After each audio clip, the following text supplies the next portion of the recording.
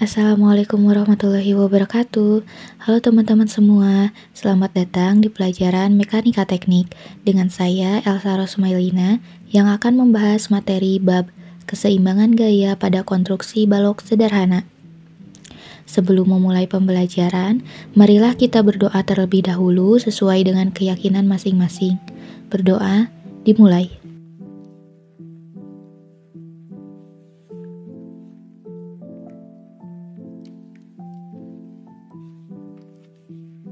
Berdoa selesai.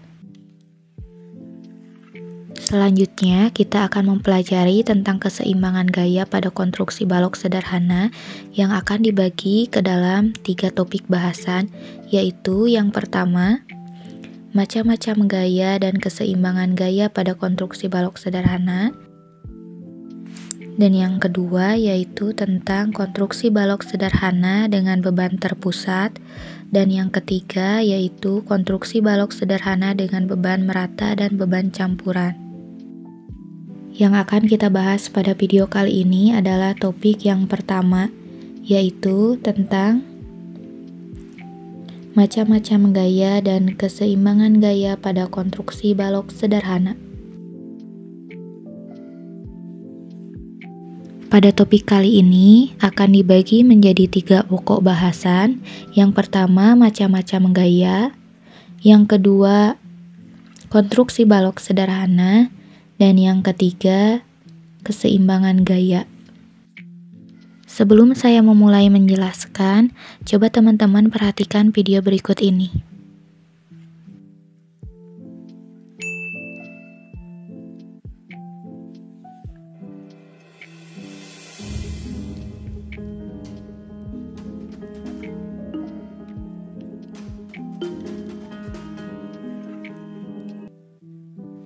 Setelah menonton videonya, kira-kira kenapa sih jembatan tersebut bisa roboh? Coba kita kaitkan dengan beban truknya.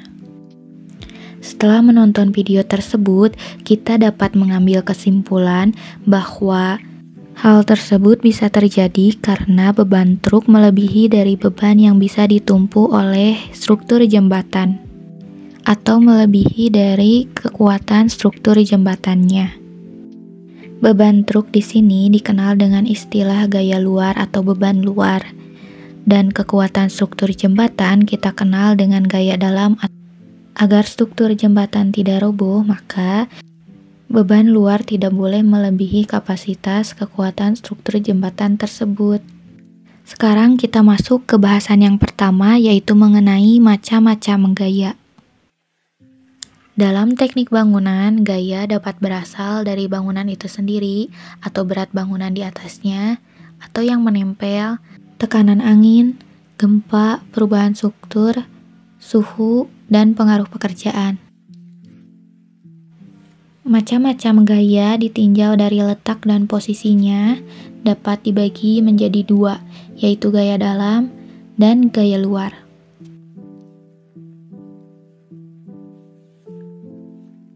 Kita bahas terlebih dahulu tentang gaya dalam. Gaya dalam adalah gaya yang melawan gaya luar, yang timbul dari kekuatan bahan konstruksi. Gaya dalam ini dikelompokkan menjadi 3 gaya, yaitu yang pertama, gaya momen. Gaya momen atau momen lentur adalah gaya yang menyebabkan benda berputar. Gaya momen ini merupakan hasil kali antara gaya-gaya luar maupun reaksi tumpuan terhadap suatu titik yang ditinjau. Rumus momen adalah gaya dikali jarak. Dapat dilihat pada gambar bahwa momen dinotasikan dengan huruf M. Yang kedua adalah gaya geser. Gaya geser adalah gaya yang bekerja tegak lurus terhadap sumbu memanjang balok atau batang. Dapat dilihat pada gambar, anak panah yang berwarna merah merupakan gaya geser dan dinotasikan dengan huruf D. Dan yang ketiga yaitu gaya normal. Gaya normal adalah gaya yang bekerja sejajar dengan sumbu memanjang balok atau batang. Gaya normal atau gaya horizontal ini dapat mengakibatkan balok tertekan atau tertarik tergantung dengan arah gayanya. Pada gambar dapat dilihat anak panah berwarna merah, arahnya menuju ke arah batang, sehingga kita dapat menentukan bahwa reaksi yang terjadi adalah tekanan. Gaya normal ini dinotasikan dengan huruf N. Jadi diingat ya, gaya dalam itu dibagi menjadi 3. Yang pertama, gaya momen, gaya yang membuat benda memutar. Yang kedua, gaya geser, gaya yang tegak lurus. Dan yang terakhir, gaya normal, yaitu gaya yang sejajar dengan sumbu balok atau batang. Sekarang masuk ke gaya luar. Gaya luar adalah gaya yang bekerja pada suatu benda atau struktur. Gaya luar ini dikelompokkan menjadi 2 macam, yaitu gaya aksi atau muatan dan gaya reaksi atau reaksi tumpuan. Yang pertama, gaya aksi atau muatan adalah beban yang bekerja pada suatu struktur dan selalu mempunyai besar, arah, dan garis kerja. Sedangkan gaya reaksi atau reaksi tumpuan adalah gaya atau perlawanan yang diberikan oleh tumpuan akibat adanya gaya aksi. Gaya aksi reaksi ini dikenal juga sebagai definisi dari hukum Newton 3, di mana gaya aksi bernilai sama dengan gaya reaksi namun arahnya berlawanan, sehingga akan timbul keseimbangan gaya. Berikut contohnya, ada 2 orang anak yang sedang tarik tambang, masing-masing anak menarik tambang tersebut pada arah yang berlawanan. Kita bahas gaya aksi terlebih dahulu. Muatan atau gaya aksi ini dikelompokkan menjadi beberapa bagian berdasarkan klasifikasinya. Yang pertama, berdasarkan garis kerja atau permukaan yang menekannya. Dibedakan menjadi 3. Sebelumnya, coba perhatikan terlebih dahulu ketiga gambar di sini. Lihat apa perbedaannya dan kaitkan dengan beban dan permukaan yang menekannya. Pada gambar yang pertama, ada seseorang yang sedang berdiri di atas matras. Berat badan seseorang tersebut merupakan bebannya, sedangkan matras merupakan permukaan yang ditekannya. Nah, gambar tersebut merupakan contoh dari muatan titik atau beban terpusat, yakni muatan yang garis kerjanya bekerja melalui satu titik. Pada gambar di bawah, kita lihat jika diilustrasikan pada konstruksi balok sederhana, dapat dilihat anak panah yang berwarna merah merupakan bebannya yang hanya satu, beban terpusat. P sama dengan 5 ton menekan permukaan batang balok. Selanjutnya, gambar kedua. Pada gambar tersebut menunjukkan adanya kolam renang. Volume air di dalam kolam tersebut merupakan bebannya yang tersebar secara merata menekan permukaan alas dari kolam renang tersebut. Beban air terhadap alas atau dasar kolam tersebut merupakan contoh dari muatan terbagi rata atau beban merata, yakni muatan yang bekerja pada bidang terbagi rata sama pada setiap satuan luas. Pada gambar di bawah terdapat beberapa anak panah yang besar dan ukurannya sama. Anak panah tersebut menunjukkan beban merata yang dinotasikan dengan huruf Q kecil. Di sini dicontohkan Q kecil sama dengan 2 ton per meter. Jadi setiap meter pada balok tersebut diberi beban sebesar 2 ton. Jika panjang baloknya 5 meter, berarti berapa sih beban keseluruhannya? Q besar atau beban keseluruhannya yakni 10 ton. Kenapa sih bisa 10 ton? Karena setiap meternya diberi beban 2 ton, ketika panjang keseluruhannya 5 meter, jadi 5 meter dikali 2 ton per meter, hasilnya 10 ton.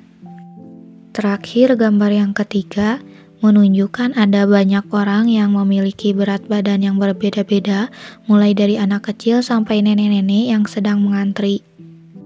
Berat badan yang berbeda-beda tersebut merupakan beban yang tidak merata. menekan sebuah permukaan, yaitu lantai.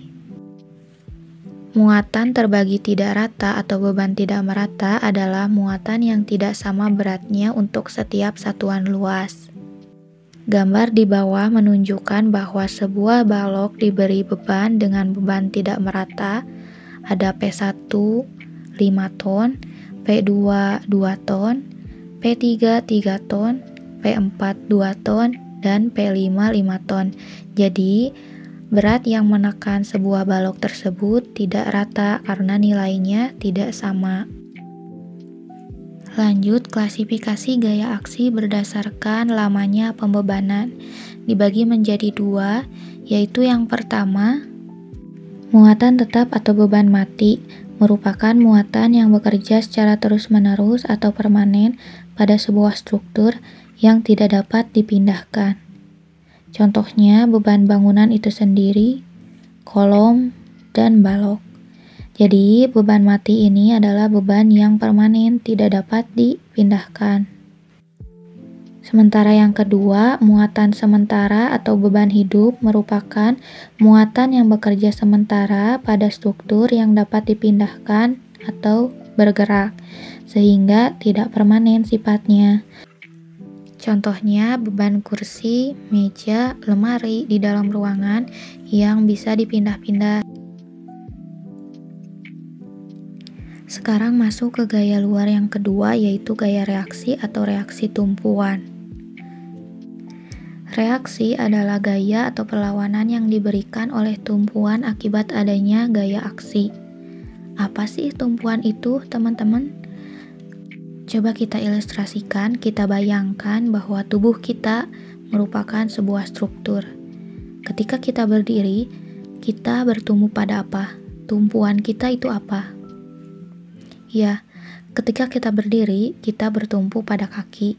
Begitu juga struktur bangunan. Struktur bangunan memiliki yang namanya tumpuan. Tumpuan atau juga disebut dengan perletakan adalah sebuah penyangga atau penahan konstruksi yang berfungsi untuk menahan gaya-gaya luar yang bekerja pada konstruksi tersebut. Tumpuan atau perletakan ini dibagi menjadi beberapa macam, yaitu yang pertama, tumpuan roll. Coba perhatikan terlebih dahulu ketiga gambar di sini. Lihat apakah ada persamaannya. Ya, persamaan dari ketiga gambar tersebut adalah adanya sebuah lingkaran atau roda. Nah, lingkaran atau roda ini menandakan sebuah ciri dari tumpuan roll. Biasanya, ini ya di gambar-gambar ini merupakan tumpuan roll yang digunakan pada struktur jembatan.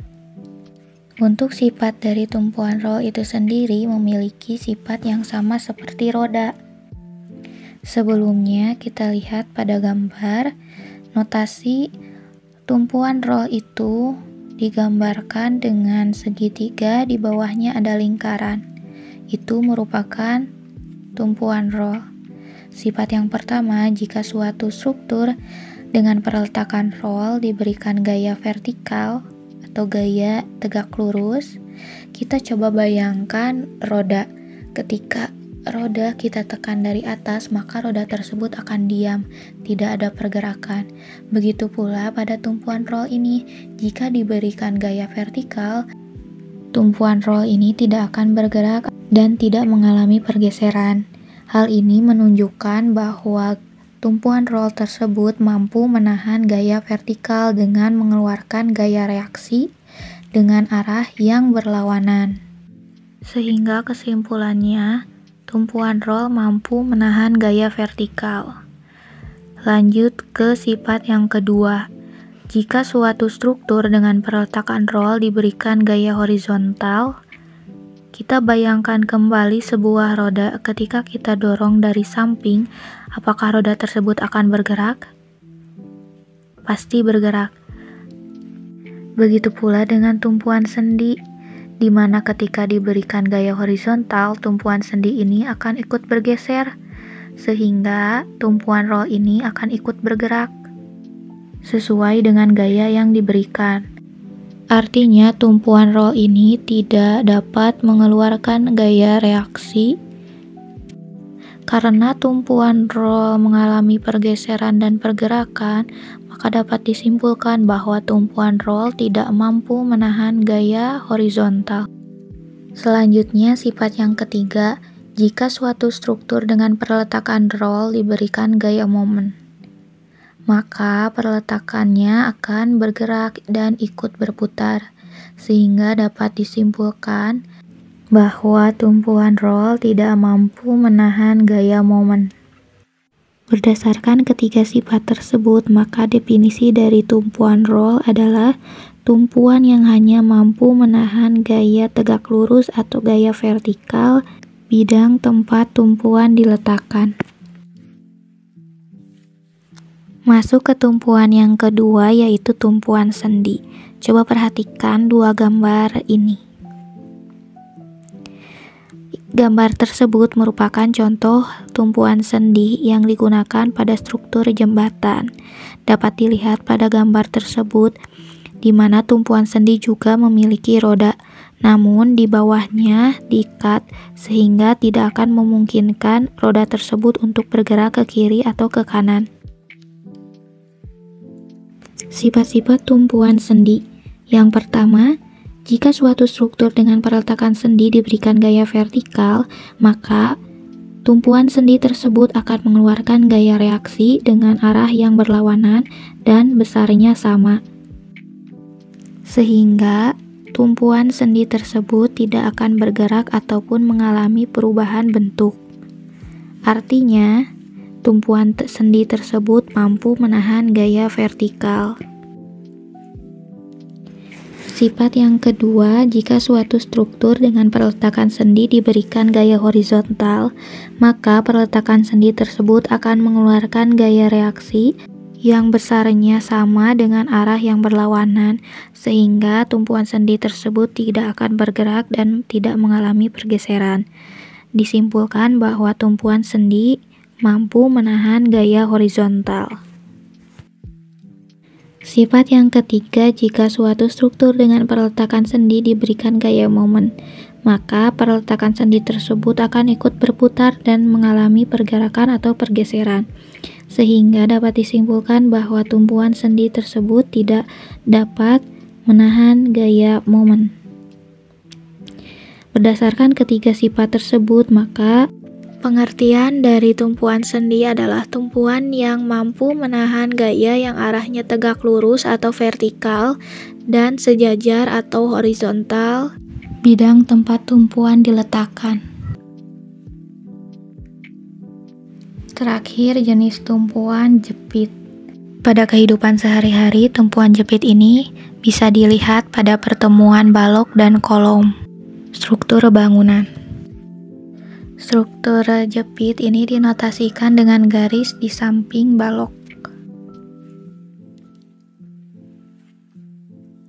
Sifat-sifat tumpuan jepit yang pertama, jika suatu struktur dengan perletakan jepit diberikan gaya vertikal, maka tumpuan jepit akan mengeluarkan gaya reaksi dengan arah yang berlawanan dan nilai besarnya sama, sehingga tumpuan jepit ini tidak akan mengalami pergeseran ataupun perubahan bentuk.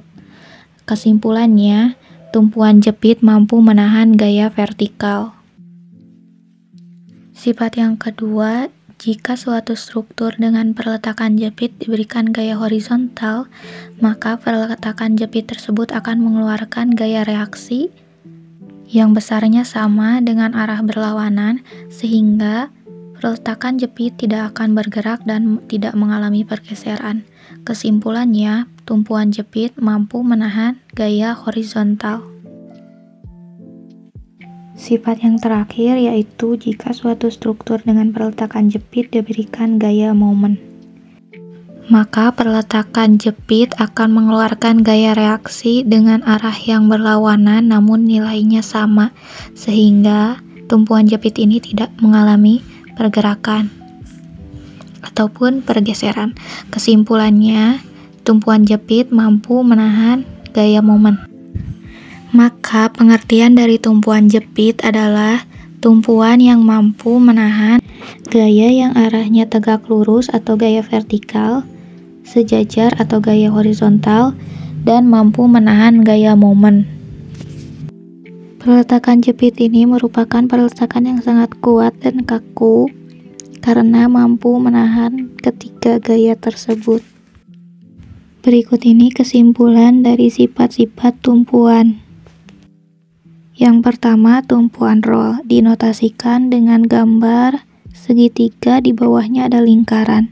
Tumpuan ini hanya mampu menahan gaya tegak lurus atau gaya vertikal terhadap bidang tumpuannya. Tidak bisa menahan gaya horizontal atau gaya yang sejajar dan momen. Tumpuan yang kedua yaitu tumpuan sendi.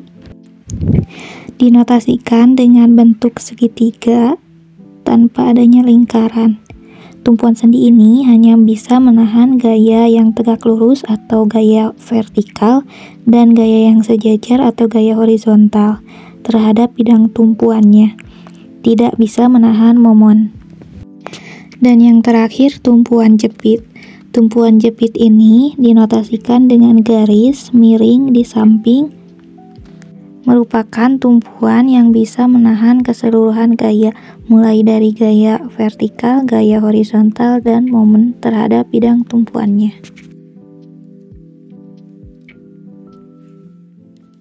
Sekarang masuk ke pembahasan yang kedua mengenai konstruksi balok sederhana. Konstruksi balok sederhana atau simple beam adalah bagian dari jenis statis tertentu. Artinya, suatu struktur yang gaya-gaya dalamnya dapat diselesaikan dengan persamaan statika keseimbangan gaya. Konstruksi balok sederhana ini merupakan konstruksi yang ditumpu oleh dua titik tumpu, yaitu tumpuan sendi dan roll. Konstruksi balok sederhana merupakan bagian dari konstruksi yang bisa menerima beban berupa beban lentur atau momen lentur dan mengalami lendutan. Posisi balok yang umum adalah horizontal, namun ada pula yang berposisi miring, contohnya pada penerapan di balok tangga. Berikut ini merupakan ilustrasi dari konstruksi balok sederhana, di mana ditumpu oleh dua tumpuan. Tumpuan sebelah kiri merupakan tumpuan sendi dan sebelah kanan merupakan tumpuan roll. Berikutnya bahasan yang ketiga yaitu mengenai keseimbangan gaya.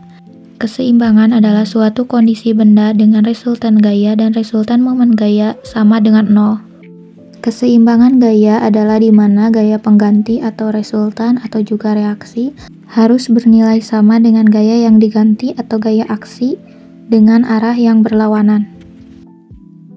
Berikut ini merupakan ilustrasi dari keseimbangan gaya, di mana sebuah benda jika diberi gaya aksi yang arahnya ke kanan, maka gaya reaksinya akan bernilai sama besar dengan arah yang berlawanan. Maka benda tersebut akan seimbang. Selanjutnya, syarat-syarat keseimbangan gaya. Keseimbangan gaya dibagi menjadi 3 syarat. Yang pertama, keseimbangan momen. Dinotasikan dengan sigma M sama dengan 0. Artinya, jumlah gaya-gaya momen harus sama dengan 0. Syarat yang kedua yaitu keseimbangan gaya horizontal. Dinotasikan dengan sigma H sama dengan 0. Artinya, jumlah gaya-gaya horizontal harus sama dengan 0. Dan syarat yang ketiga yaitu keseimbangan gaya vertikal dinotasikan dengan sigma V sama dengan 0. Artinya, gaya-gaya vertikal harus sama dengan 0. Ketiga syarat keseimbangan ini perlu kalian ingat agar nantinya kita dapat menghitung reaksi peletakan dengan baik. Sekian materi tentang macam-macam gaya dan keseimbangan gaya pada konstruksi balok sederhana yang telah saya sampaikan pada video ini. Terima kasih sudah menyimak, jangan lupa untuk dipelajari kembali ya. Sampai jumpa di video selanjutnya.